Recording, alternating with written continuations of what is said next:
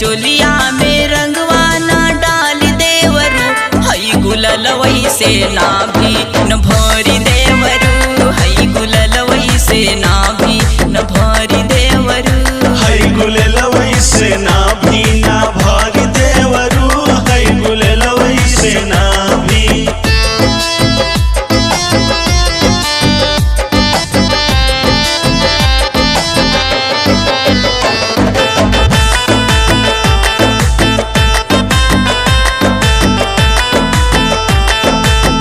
पोतही के बाटे तो पोतिला अबीर हो,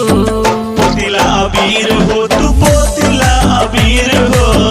दूरवै से देवरू तू बोली हा कबीर हो, बोली हा कबीर हो तू बोली हा कबीर हो। पोतही के बाटे तो पोती हा अबीर हो,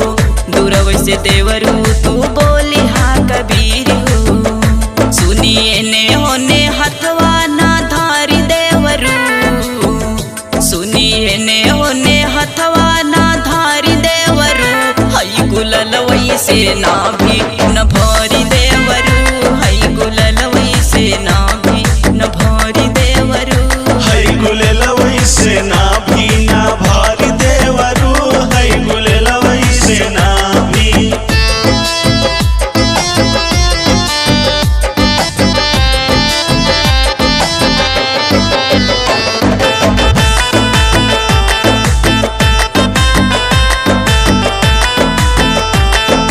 लईके लोहेड़वन के अइला तू टोली,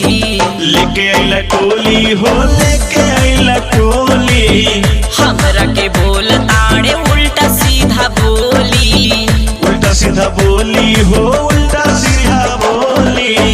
लईके लोहेड़वन के अइला तू टोली, हमरा के बोल ताड़े उल्टा सीधा बोली, छोड़ी बहिया ना जबरी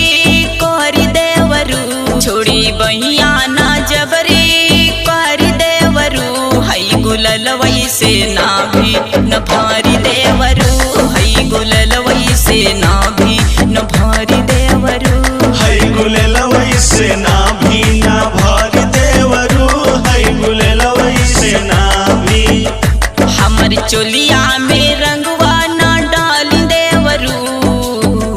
हमर चोलिया में रंगवा ना डाल देवरू, हई गुलल वैसे ना भी न भरी देवरू, हई गुलल वैसे ना भी न भरी देवरू, हई गुलल वैसे ना